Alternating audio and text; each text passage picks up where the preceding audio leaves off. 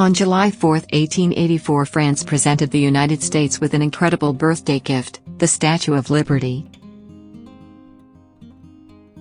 Without its pedestal, it's as tall as a 15-story building. She represents the United States. The world-famous Statue of Liberty standing in New York Harbor was built in France. The statue was presented to the U.S., taken apart, shipped across the Atlantic Ocean in crates, and rebuilt in the U.S. It was France's gift to the American people.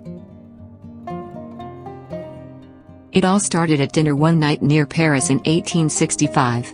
A group of Frenchmen were discussing their dictator-like emperor in the democratic government of the U.S. They decided to build a monument to American freedom, and perhaps even strengthen French demands for democracy in their own country. At that dinner was the sculptor Frédéric-Auguste Bartholdi, bar-TOLE-dee. He imagined a statue of a woman holding a torch burning with the light of freedom. Turning Bartholdi's idea into reality took 21 years. French supporters raised money to build the statue, and Americans paid for the pedestal it would stand on. Finally, in 1886, the statue was dedicated. The statue sways 3 inches, 7.62 centimeters, in the wind. The torch sways 5 inches, 12.7 centimeters. Visitors climb 354 steps, 22 stories, to look out from 25 windows in the crown. The statue, 151 feet, 1 inch, 46 meters, 2.5 centimeters, tall, was the tallest structure in the U.S. at that time. Engineer Gustave Eiffel, who would later design the Eiffel Tower in Paris, designed Liberty's spine. Inside the statue, 4 huge iron columns support a metal framework that holds the thin copper skin.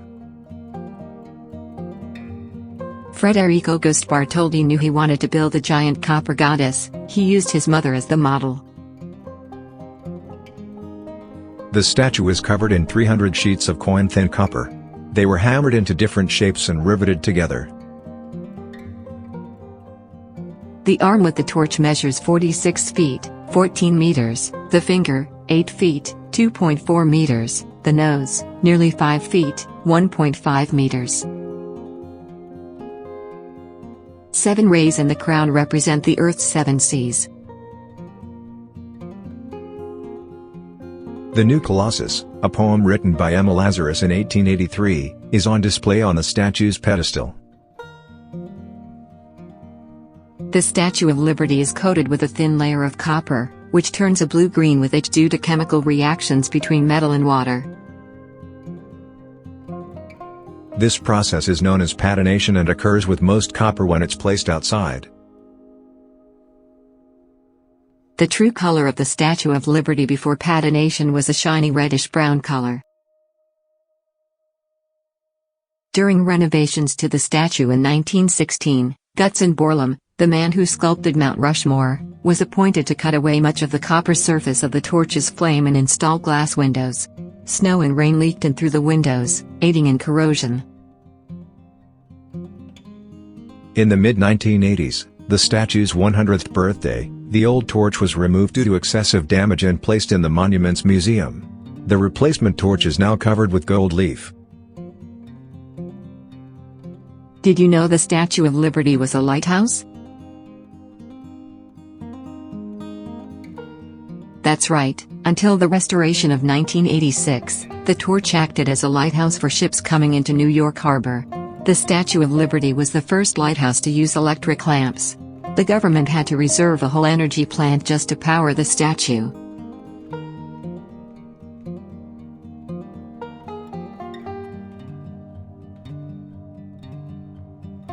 If you like this video, please share with your friends, and don't forget to click the subscribe button.